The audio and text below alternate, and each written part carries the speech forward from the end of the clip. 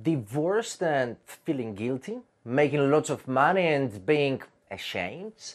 There are many invisible and outdated cultural models which make people feel bad about themselves. After you learn about them, you no longer have to hit yourself over the head and repeat the social mantra that it's your fault. You can finally be yourself. And so, here are 10 things for which you don't need to apologize. Stay tuned. I'm Dr. Matt, and welcome to my channel. So you decided to break up with your partner, tired of constant arguments about nothing, boring sex, which lost out to soap operas, and the loss of hope, which after many years of ineffective efforts turned out to be the mother of all mistakes. You filed for divorce. Despite the coming challenges and difficulties, you can exhale a breath of relief and satisfaction because you finally did something for yourself. If only your mother, at every possible occasion, didn't ask you the dreaded questions, how will you cope? Who will you find now? But still, the greatest pain comes from the reminders about the so-called suffering of the child who should have a father regardless of how that father acts. Are you sure you want to apologize to her? You decided to stay with your partner despite the fact that she cheated on you. She broke her vows, she didn't keep her promise, and she gambled with a good life and even better future. But you forgave her because your self-esteem is significantly stronger than your friends, who, in between beers, don't hesitate to say that they would never want to live as cuckolds. They don't understand your sensitivity, calling you a coward, and they refer to faith in people as naivety. For them, a sign of strength would be walking away. But for you, that sign of strength is staying. Do you even want to explain yourself to them? No, you do not. Neither you want to apologize for it. And there's more. Number one, you don't have to apologize for realizing your dreams. So you returned from a vacation in Thailand and you were mesmerized. You fell in love with happy and helpful and smiling people. You fell in love with a unique cuisine, with the sun, which tanned your skin to a beautiful bronze color as you laid on the beach under the palm trees while drinking coconut milk. So you tell your friends at work, but they aren't nearly as interested as you. One looks at his watch. Another says that Mexico has the same beaches and even better food because there you at least know what you're eating. A sarcastic tone shows up in their comments. You start to feel sad that they thought you were trying to put them down with your story, and you were almost ready to pretend that you agree with them, that Thailand isn't so great after all, but suddenly you stop yourself. Does putting yourself down raise those who are laying down? After that you smile and say, guys, I have to tell you something, and you explain it to them. Number two, you don't have to apologize for your views. It hurts you to witness the inhumane treatment of animals being turned into food for people, and this is why you became a vegetarian. You are more careful on Friday the 13th, and you don't care that there isn't any scientific research confirming that this is an unlucky day. You vote for a different party than everybody in your family, which drives them crazy. Hell, you even speak positively about politicians and changes in the country which most of them aren't able to understand. They believe that if somebody has a view different than theirs, then those people are mistaken. You, however, believe that if somebody has a different view, then, oh yeah, they have a different view. And even though many times you got hit over the head, made enemies, and shocked your friends when you changed your opinion to a different one, simply because you decided to. Despite all of this, you don't plan to apologize, because you don't apologize for being yourself. 3. You don't have to apologize for liking sex. Yoo-hoo! Recently, on your favorite free porn site, you saw several scenes that just the act of thinking about them made you excited. Now you only have to find a suitable candidate with whom you can take pleasure in exploring these inconceivable positions. Maybe in the car. This isn't forbidden fruits.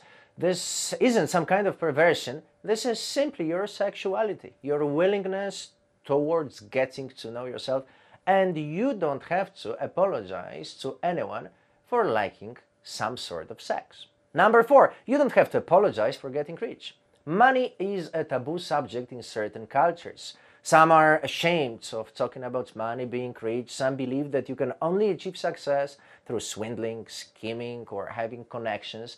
Some other could even believe that the rich are crooks. But this belief don't have anything to do with you. You know that money can buy happiness, but only for those who already have it. You know that a rich person doesn't have to steal, but can be an extraordinarily intelligent and good individual. That thanks to money you can solve most of life's problems, fully understand the world, and realize your dreams. That universal equality is an impractical myth, because the differences between people are determined by motivation, intelligence level, and loads of different circumstances. That most people who receive things that they don't earn will most likely waste them. You don't have to apologize for being rich. You also don't have to apologize, that's number 5, for getting divorced. In the US, more or less 40% of marriages will end in divorce, while in Belgium 70% will. And though Belgians divorce more often, they don't worry about it in the same way that Americans do, for whom sometimes divorce is a failure, even though the relationship might be absolutely toxic, even though a parent gotten into the role only because of biology and not by handling their responsibilities. And even though the concept "they lived happily ever after" is more suitable to a Disney cartoon than to real life, some percentage of people will nevertheless have feelings of guilt because a relationship ends in divorce. But there's nothing to apologize for here.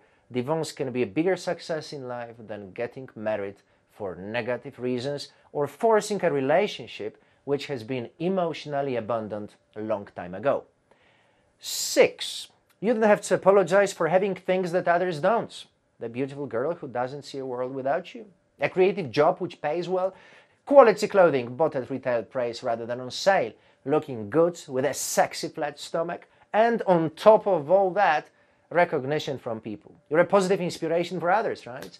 Oh, how quickly you learn that nothing irritates people more than showing them what they could have, because it reminds them that they don't have done anything to obtain those things.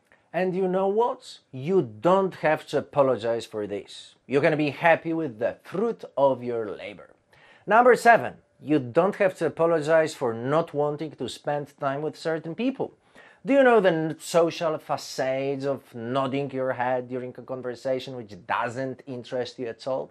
Forcefully discussing things which don't have anything to do with your interest? Have you noticed that when you spend time with certain people, you begin to behave like them? Have you felt disdain towards yourself caused by pretending to be someone that you're not? Why do you continue these fake relationships anyway? This feeling of guilt, which highlights hundreds of reasons for why you're supposed to, because they're family, because they are old friends, because it's the right thing to do, because da. Wait a second. You don't have to apologize for the kind of people you surround yourself with. That's your choice. Number 8, you don't have to apologize for not knowing something. Some knowledge, let's face it, is rather useless. And how useful can a fundamental familiarity with various sciences be? In practical, hyper-intellectualized knowledge often aids more in bragging instead solving life's problems. You don't have to know the names of all grammatical tenses, but it's definitely good to know how to make money. You don't need to understand economic history, but you certainly want to know how to be better in relationships with the significant people in your life. And you focus on the fact that you don't know something, then instead of feeling embarrassed, consider whether you even want to know that thing at all. Not knowing is okay. Number 9, you don't have to apologize for your past. So you did something stupid once. You hurt someone. You injured them. You made an idiot of yourself. You dressed in a way that today, the mere thoughts of would make you turn red. And you said things that you'll gladly take back. But if not for all of those things, you wouldn't be the person that you are today. You wouldn't understand the world in the way that you do. You wouldn't have the abilities that you have today. And it's good to be the you from today, right? Those who revive the past are those who don't know that before meeting a prince, you first have to kiss many frogs. And before learning how to walk, you have to fall down many times. You were how you were. Never apologize for your past. Instead, be aware that exactly this past made you to the person who you are today. And of course, if you made a mistake that touched someone personally, in this very case, do apologize them and make sure that you express your regrets, because this way we can make it even and the energy of good well-being flows back again. Number 10, you don't have to apologize for being different. You want to have green hair and you know that most people on the street will stare. You want to build your own company even though all of your friends work 9-to-5 jobs. You want to travel the world with the love of your life despite hearing from everywhere and everyone that this is irrational. And most people won't understand you or accept you because most people live a life that someone else created for them, never asking themselves, who do I want to be? How can I change the world? Why am I unique? Don't apologize for being different. Instead, remember what Apple founder Steve Jobs said to people like you. Here's to the crazy ones, the misfits, the rebels, the troublemakers, the round pegs in the square holes, the ones who see things differently. They are not fond of the rules and they have no respect for the status quo.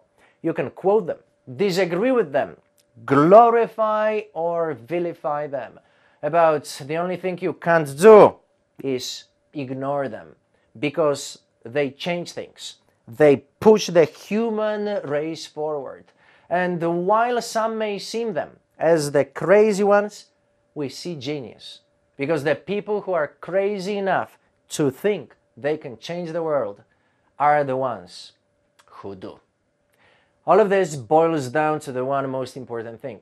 Don't apologize for being yourself, because you are priceless. Hope you enjoyed it. If this is the case, I will ask you to like this material. If you find it useful, share it with others. If you know someone who could benefit from it, subscribe to my channel, leave a comment and visit my blog to get more information about mixed mental arts. Thank you and see you next time.